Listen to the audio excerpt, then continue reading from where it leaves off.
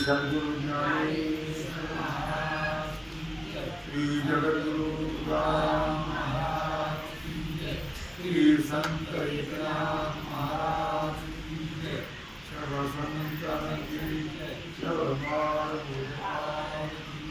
सिद्धि श्री सिद्धेश्वर भगवान ओम नमः पार्वती पतये हर हर महादेव।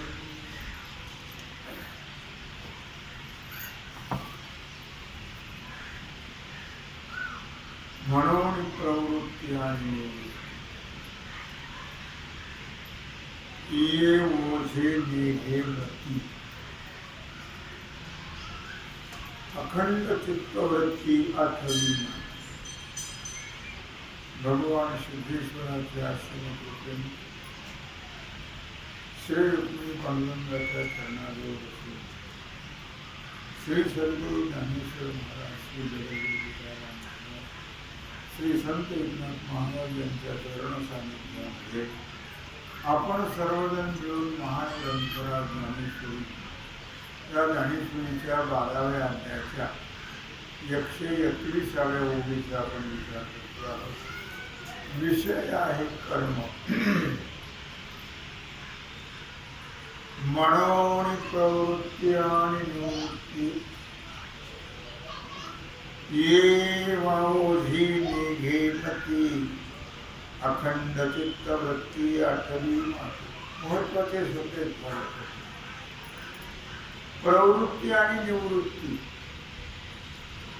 प्रवृत्ती म्हणजे कर्म होणं आणि निवृत्ती म्हणजे कर्म न होणं। वेगळा याचा अर्थ आहे, अर्थ वेगळा, पण इथं या प्रसंगाला आणि अनुसरून इथं जो अर्थ होतो आहे तो प्रवृत्ती म्हणजे कर्म होणे आणि निवृत्ती म्हणजे कर्म न होणे। याचा विचार करायचा नाही हो, कर्म होऊ नये तर न हो, व्हायलाच पाहिजे असंही नाही, कारण ते आपल्यावर अवलंबून नाही आहे। ते परमात्म्यावर करणे का न करणे हे आगवे तोच जाणे, हे त्याच्यावर अवलंबून आहे, सगळं आपल्यावर अवलंबून नाही आहे।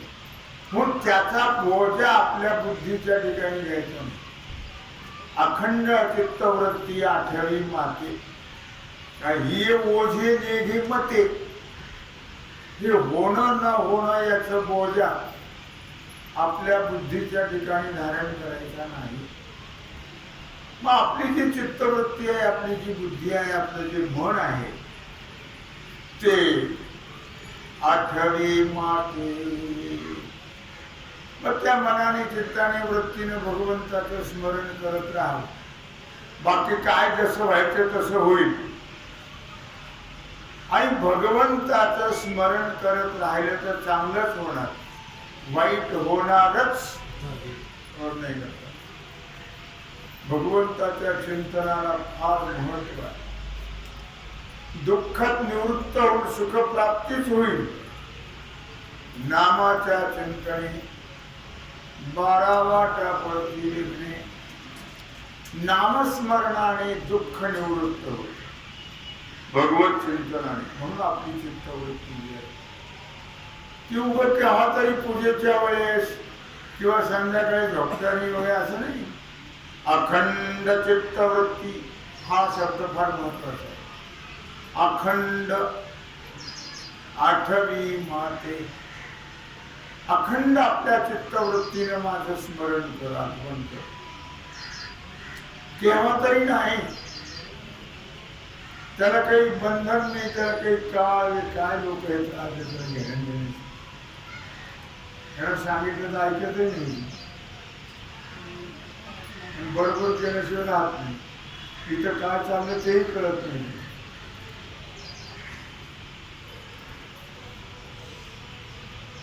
आलं लक्षामध्ये?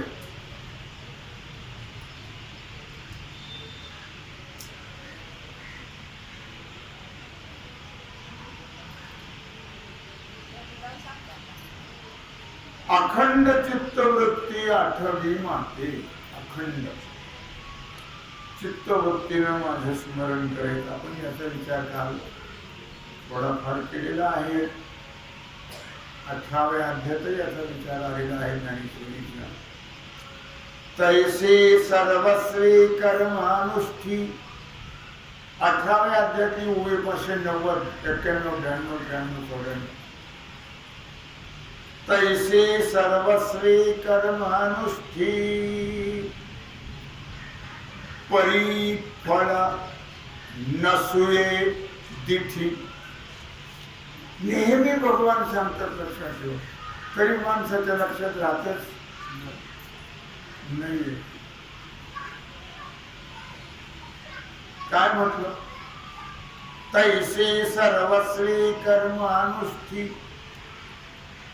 कर्म तर सुटणार नाही. जोपर्यंत शरीर आहे तोपर्यंत कर्म होत राहणार. कर्म सुटणार नाही. म्हणून तैसे सर्वस्वी कर्मानुष्ठी. सर्वस्व ज्याचा मागं पुढं पाहायचं नाही. कर्माचं अनुष्ठान करायचंच. कर्म व्हायलाच पाहिजे. मात्र कसं व्हायला पाहिजे ते सांगता येतं. कर्म तर होणारच आहे, होतच असतं, पण ते कसं व्हायला पाहिजे तिकडे लक्ष देणं अत्यंत गरजेचं आहे. परिफळ नसुये दिठी. कर्म करायचं म्हणजे व्हायचं, करायचं नाही, होतं ते, पण मात्र आपली दृष्टी फलाकडे ठेवायची. कर्म हे नेहमी भगवत अर्पण बुद्धीनच करायचं. कर्म हे भगवत अर्पण बुद्धीने करायचं. फळाची इच्छा न करता. फळाची इच्छा केली की गुंतलाच. मग अनंत कोट जन्म मरणाचं दुःख भोगावं लागतं. अनंत कोट. त्याला प्रमाण नाही. जर फळाच्या इच्छेनं कर्म केलं तर ते भोगावया यावे देहाये का. मग ते कर्म फळ भोगण्याकरता एका देहाला, कुठल्या तरी एका देहाला 84 लाख येऊन येते. मानव देह पुन्हा नाही हे मात्र खात्रीने लक्षात ठेवा. दुर्लभो मानुषो देहो देहिनां क्षणभंगः तत्रापि दुर्लभं मन्ये वैकुंठ प्रियदर्शनम्. दुर्लभो मानुषो देह. मनुष्य देह मिळणं अति दुर्लभ आहे. नरदेह दुर्लभ जाणा शतवर्षाची गणना. त्यामध्ये दुःख यातना तुम्ही आठवा मधुसूदना रे. तुम्ही वासुदेव वासुदेव. नरदेह दुर्लभ जाणा. दुर्लभ आहे, मिळत नाही. बरं मिळाला तरी कृतयुगाचं आताचा फारच फरक आहे. कृतयुगामध्ये मनुष्याला 1,00,000 वर्षाचं आयुष्य. किती वर्षाचं? 1,00,000. सोज्वळ आयुष्य होत. असं नरकाळी नव्हती या कलियुगात.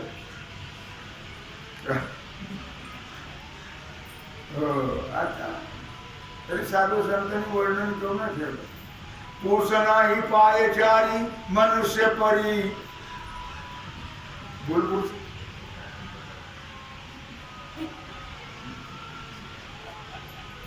नाही तरी काय थोडी श्वान सुकरे बापुरी. कुत्री डुकर काही कमी आहेत तशी माणसे काय करणार. माणसं करताय त्यांच्या करता नाही. मानव देहाला येऊन जर त्याला मनुष्यत्व धर्म करत नसेल तर गेला गेला जन्म वाया. भज मन पंढरी राजा. हो गेला गेला जन्म. आला जन्मा केला कलमा करीना फिटली भ्रांत गड्या. लटपट पंची करून सारे व्यर्थ गमवले दिवस गड्या. जन्माला आला ह्याला पाणी वाहून वाहून मेला. लाख वर्षाचं सोज्वळ आयुष्य होतं कृतयुगात. त्रेतायुगामध्ये 90,000 कमी झालं. तर त्रेतायुगामध्ये 90,000 कमी झालं. किती झालं? 10,000. द्वापार युगामध्ये 99,000 कमी झालं. म्हणजे किती झालं? 1,000. आणि कलियुगामध्ये 99,900 कमी झालं. नरदेह दुर्लभ जाणा शतवर्षाची गणना. फार मोठा भानगडीचा त्यात वेळ जातो. ते 100 वर्ष, ते बी आपल्या बापाचे नाही. खरं मानवाला 25 वर्षाचं आयुष्य होत. उघड लक्षात असू द्या किती वर्षाचं होत? 25 वर्ष. आता 25 वर्षात तर कळतही नाही. बालपण गेले नाही येणार. 25 वर्ष मी कशाला सांगतो, मुद्दा लक्षात असतो. 25 वर्षाच्या आयुष्यात काहीच कळत नाही. ते रडत गेलं ब्रह्मदेवाकडे. म्हणजे ब्रह्मदेवा 25 वर्षाच्या आयुष्यात काय होतं? ब्रह्मदेव म्हणले माझ्या हातात नाही येते. मीच मार काय तुला काय देऊ?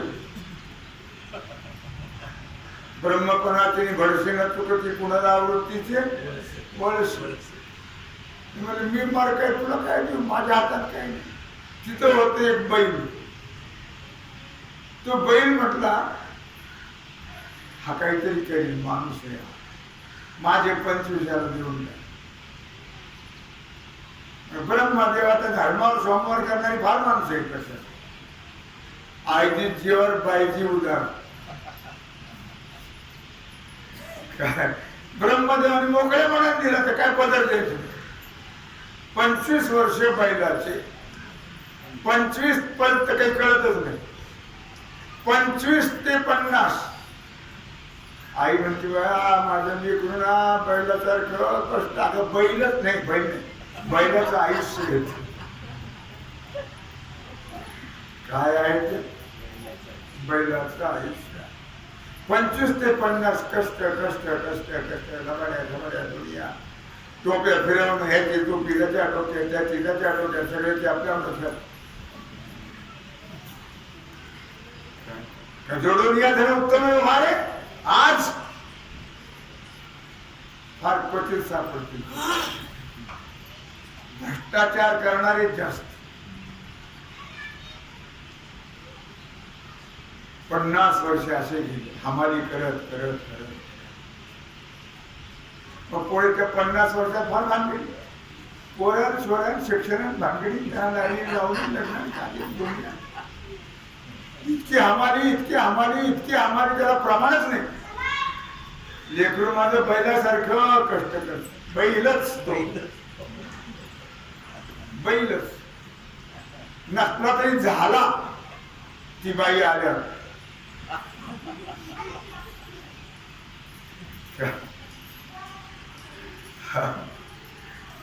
झालं. पुढे 50 वर्षापर्यंत बरंच स्थिर थांबलो. आता 50 वर्ष जो आता सगळं कष्टातच गेलो. ते पुढे गेलं ब्रह्मदेवाकडे. मुद्दा कशा काय सांगतोय लक्षात असू दे. ब्रह्मदेव म्हण तुला सांगितलं ना माझ्या हातात काही म्हणून. मीच मर काय तुला काय देऊ? तिसरं पुत्र. ते म्हणले माझे 25 द्यायला काहीतरी करील मनुष्य. ते ब्रह्मदेवाने मोकळे म्हणत दिलं. त्याला काय पदर खर्च. मग आता 50 ते 75 सारखं राखण. सून काय करते, बरोबर काय करते, बायको काय करते, पण सारखं राखण. बायको आतापर्यंत आजही बोलत होती. बायको आता म्हणजे बाया आमचं म्हातारं ना कुत्र्यासारखं राखण करीत का. अगं कुत्रच आपलं कुत्र्याचं आयुष्य.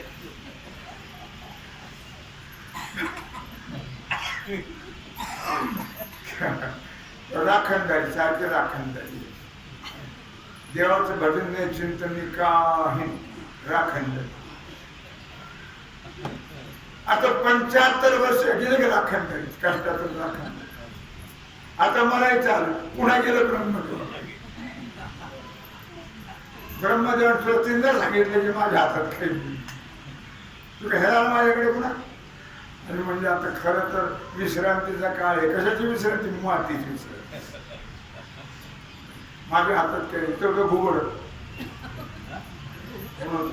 घुबड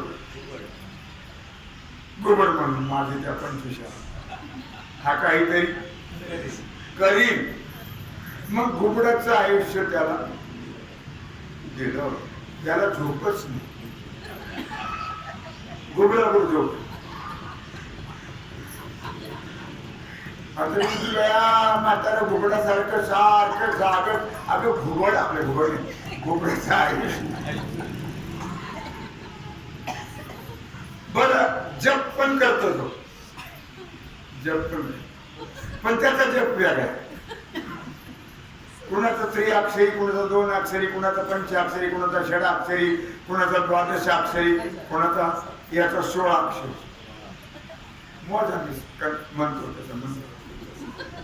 कसं करू, काय करू, कसं होतं आणि कसं झालं. किती अक्षर झाली. मरे मागुता जन्म धरी, बालपण गेले नेनता, तरुणपणी विषय व्यथा, वृद्धपणी प्रवर्तली चिंता. मरे मागुता जन्म धरी, बालपण गेले नेनता. विषय आपला चालला. तैसे सर्वस्वे कर्म अनुष्ठी, परी फळ नसुये तिथी. कर्म तर करावंच लागेल, कर्म होतच असतं. पण आयुष्य तरी किती काही चिमड भर नाही. 100 वर्षाचं त्यातलं अर्ध रात्र खाय, अर्ध तर झोपेतच गेल. किती राहिलं मग? आणि 50 वर्षाची पिढी वाटावं.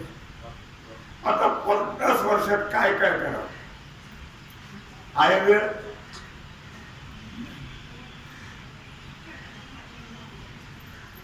परी फळ नसुये तिथी. कर्म होणार पण फलाकडे दृष्टी ठेवायची. उखिता उखती क्रिया पैठी ब्रह्मीची करी. उखिती क्रिया, उखिती याचा अर्थ असा आहे किंवा इच्छा तर करायची नाही, फलाची इच्छा तर करायची नाही. कर्म तर होणार पण सर्व कर्म परमात्म्याच्या म्हणजे ब्रह्माच्या ठिकाणी अर्पण करायच्याला उखिती क्रिया म्हणतात. सर्व कर्म परमात्म्याला अर्पण करून की करून मोकळे, करून मुक्त. आणि फलाची इच्छा केली की करून बद्ध. किती जन्म पुन्हा फेरावं लागेल त्याचं काही गणती नाही. म्हणून उखिती क्रिया पैठी ब्रह्माची ब्रह्मीची करी. तू जे करतो आहेस ते सर्व भगवत अर्पण बुद्धीने. सोपं आहे, परमार्थ फार सोपं आहे. केला तर मी नेहमी तुम्हाला सांगतो, तुमच्या पाठ झाले पुन्हा पुन्हा सांगायची गरज नाही. कसं करायचं? सहज परमार्थ व्यवहार करून आणि प्रिय आलिया स्वभावे सबर उडे वेचे ठाऊवे नव्हे. तैसे सत्प्रसंगी करावे पारुषे जरी. पारुषे कसा पारुषे तरी म्हणजे पारुषाही पेट असते. ते तर देवाचं भजन तर केव्हायचं. आता काय नलगी आंघोळी तोंड धुवा, त्याला काही ब्रशच केला पाहिजे, आंघोळी आहे. काळ वेळ नाम उच्चारिता नाही, दोन्ही पक्ष पायी उद्धरती. हरिमुखे म्हणा, हरिमुखे म्हणा, पुण्याची गणना कोण करी. आणि प्रियालिया स्वभावे. समजा आपलं कोणी प्रेमाचं आलं, प्रेमाचं गुण नाही पण व्यवहारात प्रेम असतं का? पण श्रुतीमध्ये असं म्हटलंय, आत्मनस्तु कामाय सर्वं प्रियं भवति. सर्वावर प्रेम सर्वा करता नाही. आत्मनस्तु कामाय सर्वं प्रियं भवति. कोणाकरता कोणावर प्रेम करायला कोणी रिकाम नाही. आपल्या करता प्रेम, आपल्या उपयोगी पडले तर, नाही तर शिव्याच. हे मेलेले परवडले, काही उपयोग नाही. अगोदर पेढे वाटले, नंतर मग तो मेलेले परवडले, यांचा काही उपयोग नाही. आणि मोठ्या लोकांत तर फारच वाईट परिस्थिती. मोठे तेवढे खोटे, त्यांच्यात तर सरळ वृद्धाश्रमात ठेवले, भानगडच नाही बा. तिकडे मरण येते, खाण्यातच राहा. त्यांच्या प्रॉपर्टीवर हे मजा मारतात आणि त्यांना अशी परिस्थिती. प्रिय आलिया स्वभावे. सहज अशा प्रकारे कोणीतरी आपल्याकडे सहज इच्छा असेल नसेल तो भागले. पुष्कळ वेळा असं होतं, आले तर बोलत या म्हणावं लागतं, जेव्हा म्हणावं लागतं, ते बसत नाही मेहरबानी. पुष्कळ वेळा, अनेक वेळा माणसं काही येतात ते फार ते प्रेमाने प्रेम असतं असं नाही, पण म्हणावं लागतं व्यवहाराशी. प्रियालिया स्वभावे. किंवा आपला आवडता म्हणा, असं प्रिय म्हणजे आपला आवडता. आपला आवडता अशा प्रकारे कोणी आला, आवडता असेल, आवडती असेल, कोणी असेल, आलं कोणी वो आपल्याकडे, मग त्याकरता काय करतो तो? सबळ उरे वेचे ठाऊवे नव्हे. प्रिय आल्यानंतर आपण किती खर्च करतो याचा विचार नाही. सबळ उरे वेचे ठाऊवे नोहे. प्रिय व्यक्ती करता हा वर्गणी द्यायची असेल त्याला मोजमाप असतं. सप्त्याला कशाला वर्गणी द्यायची मोजून द्यायला, ते ठराविकच कोण. प्रिय व्यक्ती आल्यानंतर समजा मेवणी आली, चाली, तर त्याला मागे पुढे पाहतात माणसं. सबळ उरे वेचे ठाऊवे नव्हे. जरा सांभाळून खर्च करायला पाहिजे नाही. तुला काय करायचं सगळं बसवलं ते काय आपल्याकडे नेहमी येते काय?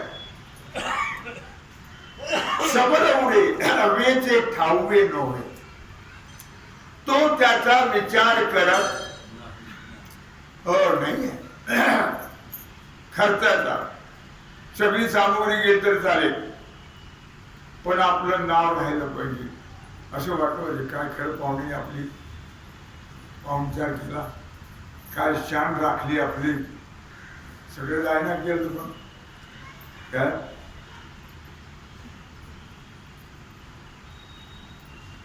तैसे हा दृष्टांत झाला.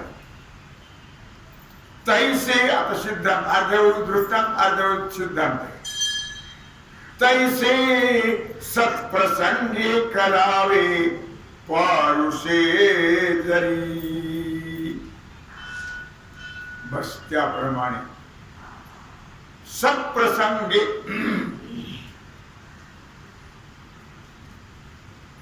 ज्यावेळी आपण सत्कर्म करत राहतो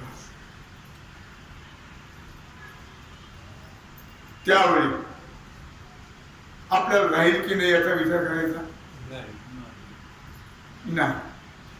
एक अगोदरचा खर्च जो केलेला आहे तो वेगळा आहे, तो व्यर्थ आहे. पण सत्कर्मा करता, चांगल्या कर्मा करता, चांगल्या कार्याकरता, परमार्थाकरता जर खर्च केला तर तो वायाला जात नाही. लक्षात ठेवा. तैसे सत्प्रसंगे करावे पारुषे जरी धरी नसेल तरी करा, ऋण काढून सण करा. आता एक फार मोठा सप्ताह झाला, 2-3 दिवस संपले. त्या पाथर्डी तालुक्यात एक पारगाव म्हणून आहे, त्याला जोड नाव आहे. तिथं भाऊंची पुण्याची जोड वामन म्हणून रोज 1,00,000-2 लाख होते लोक जेवायला, रोज लाख. शेवट दिवशी तर मालकटणीच बुंदी वाढत. किती लोक होते गणतीच नाही. अशा कर्मा करता खर्च केला तर ते वायाला जात हो नाही. बाकी संसारात किती खर्च करा ते वायालाच, त्याची कुठे नोंद, कुठेच नोंद नाही. याची नोंद नाही, हे आपल्या बरोबर येते. हे सत्कर्म पुण्य जे आहे, परमार्थ जो आहे तोच फक्त आपल्या बरोबर. प्रॉपर्टी नाही आहे बरोबर, त्याचं जे पुण्य आहे ते आपल्या बरोबर येते. म्हणून जरी नसेल तरी करावं. पारुषे जरी ऐसे जो कर्म करी आणि कोणे एके अवसरी ते ठाके ऐशी परी वाहे जरी. ऐशेने जो कर्म करी अशा पद्धतीनं जो कर्म करतो. आता 2 प्रकार सांगितले, प्रवृत्ती निवृत्ती म्हणत की घटक. एकाला आहे फल आणि एकाला नाही फल. प्रापंचिक कर्म केलं तर त्याला फल नाही, परमार्थिक कर्म केलं इच्छा नसली तरी त्याचं फल मिळणारच असं म्हटलं शास्त्रामध्ये. नित्यनैमित्तिक कर्म जर केलं तर त्याला काही फल नाही, पण न केलं तर पाप होत. नित्यनैमित्तिक कर्म जर केलं तर पुण्य होत नाही, पण केलं नाही तर मात्र पाप असं शास्त्र. फल नाही असं नाही, त्याला फल आहे, पण असं त्याने स्पष्ट सांगितलं. नित्यनैमित्तिक कर्म नाही केलं तर पाप होतं, केलं तर काहीच पुण्य होत असं म्हटलं. त्याप्रमाणे व्यावहारिक कर्म जे आहे त्या कर्माचं फल हे नक्की मिळतं, पण दुःख जन्म मरण नक्की मिळेल. पण परमार्थिक कर्म मोक्ष देणार. लक्षात ठेवा. अंतकरण शुद्ध होऊन ज्ञान होतं, ज्ञानाने मोक्ष प्राप्त. म्हणून परमार्थिक कर्माला फार मोठं महत्व आहे. काय ऐसेने जो कर्म करी आणि कोणी एके अवसरी ते ठाके ऐसे परी वाहे जरी. अशा प्रकारे किंवा याप्रमाणे जो कर्म करतो, एखाद्या वेळी ते कर्म बंद करायचा प्रसंग आला तरी जसं कड्यावरून गारा पडला तर काय होत असत, मोडतो तो. काय उदाहरण दिले, कडारी मोडे जैसा गारा, तर उदाहरण दिले. समजा ते कर्म थांबलं तर काय होतं, त्याने बंद पडलं तर किंवा बंद पडण्याचा प्रसंग आला तर तरी कडारी मोडे तई गाडा तई आपण पेन मनी अवघडा तैसा ठाकलेनी थोडा नोहे जोका.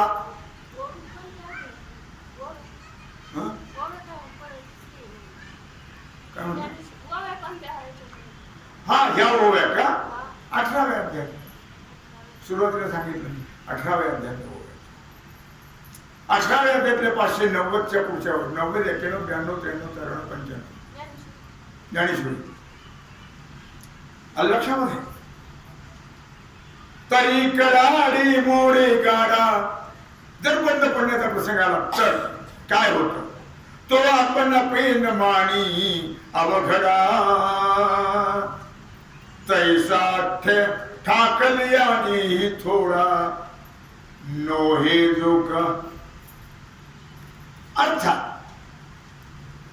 ज्याप्रमाणे कड्यावरून गाडा पडला काय होईल मोडला. कड्यावरून पडलेला गाडा हा मोडला जातो की नाही. मग त्याला दुःख होतं का कुणाला गाड्याला. जरी तो कड्यावरून पडला मोडला तुकडे झाले तरी त्याला काही दुःख होत. तो आपण पेन मानी अवघडा तो काही छोटा दुःख जरी वस्तू ती काय म्हणणार. तैसी ठाकवणिया थोडा नोहे जोका. त्याप्रमाणे त्याला कुठल्याही प्रकारचं जरी कर्म बंद पडलं तरी दुःख होत. दुःख करायचं नाही. नातरी आदरिले अव्यंग सिद्धी गेले किंवा जे कर्म आपण सुरू केलेलं आहे आरंभिलेलं आहे कर्म ते अव्यंग सिद्धी गेले न विघ्न निर्माण होता सिद्धीला गेलं ते पूर्ण तरी तेही जिंतीले मिरवू नेणे. तरी त्याच्याबद्दल तो विजयाची थाप छातीवर मारत नाही. भागराने केलं कर्म नाही झालं तरी दुःख नाही आणि झालं तरी हर्ष नाही. म्हणून प्रवृत्ती आणि निवृत्ती याच्याकडे सांगते. अखंड चित्तवृत्ती माझ्या याचं कारण काय आहे की जरा कर्म झालं तरी दुःख नाही न झालं तरी सुख नाही आणि न झालं तरी दुःख नाही. याचं कारण अखंड चित्तवृत्ती माझ्या ठाई. अखंड चित्तवृत्ती भगवंताच्या ठिकाणी असते.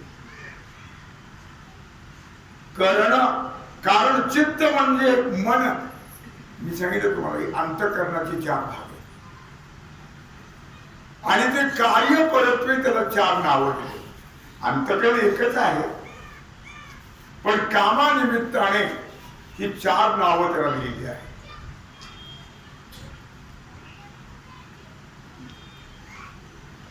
मग चित्त म्हटलं काय आणि मन म्हटलं काय. कारण चित्त म्हणजे मनच आहे लक्षात ठेवा. सर्व कर्म संकल्प करणारा कारणीभूत जर कोण असेल तर मन आहे. कारण संकल्प विकल्पात्मक मन हा नेहमी भानगडी करतं ते मन. त्याला कधी विश्रांती हा प्रकार नाही. एका सेकंदात बदललं तो जाऊन येत बद्रीनाथला. त्याला काही हेलिकॉप्टर लागत नाही काही नाही काही नाही काही नाही काही. वायुरेव सुदुष्करम. वाऱ्यापेक्षाही मन वेगवान. संकल्प विकल्पाला काय होऊ नये तर न हो असू नये तर नसो आपला असो दुसऱ्याचा असो पण कुठेच करेल. दुसऱ्याची का होईना पण कुठे करत का काय करते भाकरी आपल्या घरच्या लोकांच्या भानगडी पण ती करणारच. त्याशिवाय आनंद येत करमत मौली ज्ञानराज म्हणे तरी अवसात आली माधवी ते हेतू होय वन पल्लवी. आता माधवी सुरू आहे. चैत्र मास हा उत्तम असं म्हटलं, हा उत्तम चैत्र महिना. यामध्ये कोणता ऋतू असतो? माधवी. माधवी म्हणजे वसंत ऋतू. या वसंत ऋतूमध्ये काय होतं? वन पल्लवी. खूप झाडाला पालवी फुटते, खूप सुंदर झाड दिसतात पालवी फुटून. पल्लव पुष्प कुंज गावी पुष्प फळाते. पानं फुटतात, पानं फुटले की फुलं येतात, फुलं आले की फळे येतात.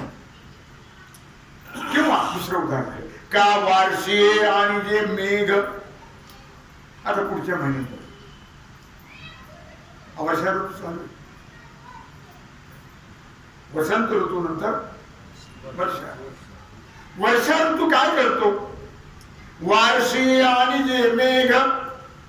फक्त मुद्दा लक्षात ठेवायचा ना, दृष्टांताच्या मागे जायचं नाही, सिद्धांत पाहायचं. वार्षिक आणि जे मेघ. वर्षा ऋतू मेघ आणतात, ढग आणतात. मेघे वृष्टीचा प्रसंग. मेघ आले की पाऊस पडतो. वृष्टीस्तव भोग सस्य सुखाचा. 18व्या अध्यायात 355-56. मग पाऊस पडला, सस्य सुखाचा. मग सुख होत. सस्य म्हणजे धान्य. मग पेरल्या जाते, पाऊस पडतो, खरीपाची पेरणी होते, नाना प्रकारचं धान्य पेरल्या जातं. आणि मग धान्य पेरलं ते उत्तम प्रकारे आलं की दुःख होतं का सुख? सुख. वृष्टीस्तव भोग सस्य सुखाचा. ना तरी अजून दृष्टांत देतात. पुन्हा तिसरा दृष्टांत द्या. ना तरी प्राची अरुणा देवीये. कळलं? ना तरी प्राची अरुणा देवीये. कोण कोणाला विचार? प्राची आपण काय म्हणतो ग्रामीण भाषेत बोलू, तांबड फुटलं. काय म्हणतो आपण? तांबड फुटलं. पूर्व दिशा लाल झाली पळाची पहाटे 4-5च्या दरम्यान. प्राची अरुणा देवी. पहिले जे प्रकाश येतात किरण ते अरुण त्याला म्हणतात. आणि त्याच्यामुळे दिशा अशा सुंदर दिसतात, रंगीबेरंगी.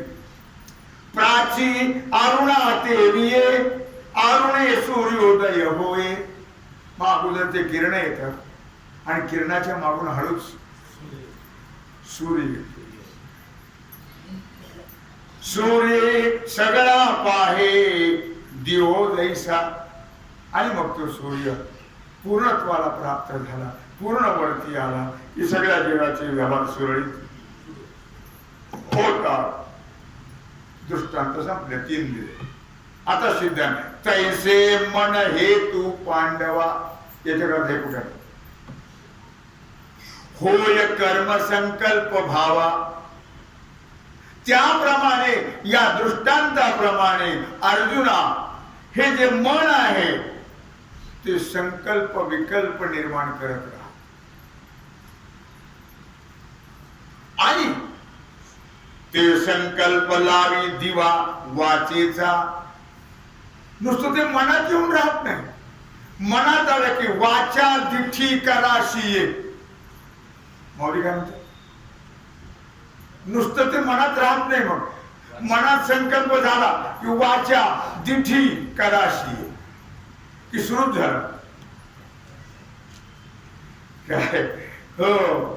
मग कर्म संकल्प भावा. तो संकल्प लावी दिवा वाचेचा का. मग ते वाचेत येत. वाचेत आलं की मग वाचेचा तो दिवटा. दावी कृत्य जाताच या वाटा.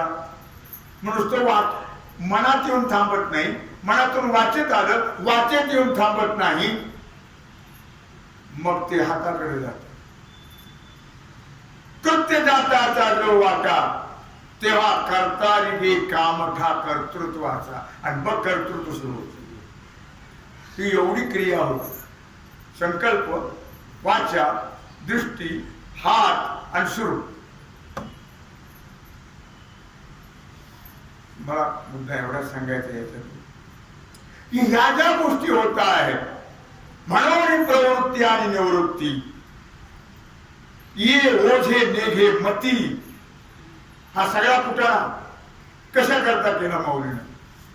अखंड चित्तवृत्ती आठवी माते. म्हणून या सगळ्या भानगडीत पडायचं नाही. कर्तृत्वाचा अभिमान घ्यायचा नाही, कर्तृत्वाचा विचार करायचा नाही. फक्त चित्तवृत्ती जी आहे ती परमात्मा स्वरूपाच्या ठिकाणी स्थिर करायची. याच्या करता हा कुठाना सगळा. या सगळ्या गोष्टी ज्या घडल्या जातात, या कोणत्याही गोष्टीचा विचार न करता आपली चित्तवृत्ती जी आहे ती परमात्मा स्वरूपाच्या ठिकाणी स्थिर करणं शक्य होईल की न होईल मला माहित नाही. शक्य का होणार नाही? केले तर होत आहे, पण आधी केलेच पाहिजे. होते म्हणजे होत. वाटलं माऊलीला कुणाच वाटत काय होतं, पण होईल. का नाही होणार?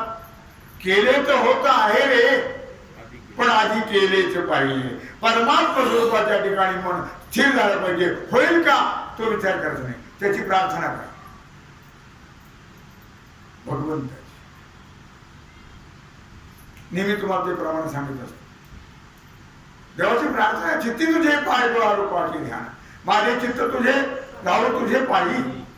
हे प्रार्थना आहे. कारण मन हे आपल्या ताब्यात नाही आहे. त्याची प्रार्थना करा, त्याचा अंश आहे ते. इंद्रियाला मनश्चास, भगवंताची विभूती आहे. एक माणूस चालला होता